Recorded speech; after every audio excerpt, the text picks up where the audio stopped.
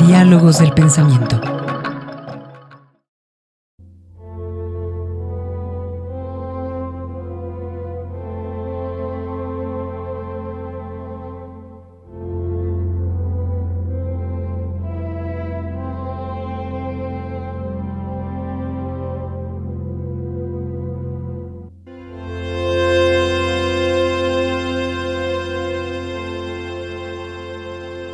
Pienso en el caso, por ejemplo, de la península de Yucatán.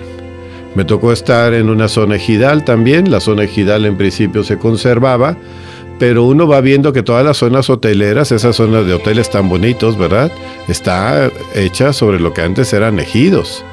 Y que los indígenas mayas, que antes eran los dueños de esas tierras, que las cultivaban, los ve uno cuando se sube a los colectivos, los ve vestiditos de blanco, para ir a trabajar de conserjes y de jardineros y de gente de mantenimiento en esos hoteles.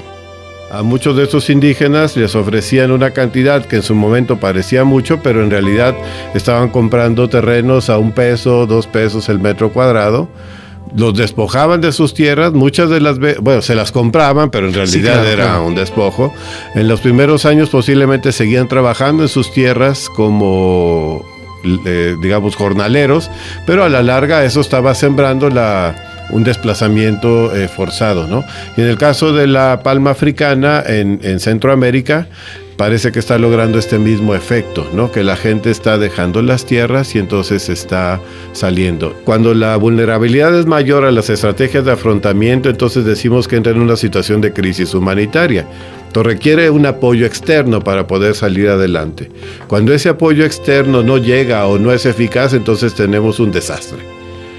Y creo que en muchos de los casos a lo que hemos llegado en ciertas zonas es a desastre, ¿no? Y más por cuestión de decisión política en muchos de los casos y por voluntad humana, no porque no pudiéramos hacerlo, sino porque no se ha querido hacer. África, en Asia, están, sobre todo en la parte del sur de Asia, ¿verdad? Eso están moviendo hacia Europa. Y en el caso de América, sobre todo Centroamérica, hacia Estados Unidos, obviamente México, o sea, tenemos 12 millones de mexicanos en Estados Unidos. Luego hay migración más o menos local en América Latina. Los nicaragüenses se mueven hacia Costa Rica, en la parte del sur hacia Chile, algunos, quizá en algún momento hacia Argentina o Brasil. Y los ecuatorianos, que curiosamente tienen una tradición migratoria hacia España, ¿verdad? De muchos años. Entonces, sí, este movimiento, claro, es a los polos, ¿no? De Estados Unidos, Europa. Y a eso se le suma también los huracanes, ¿no?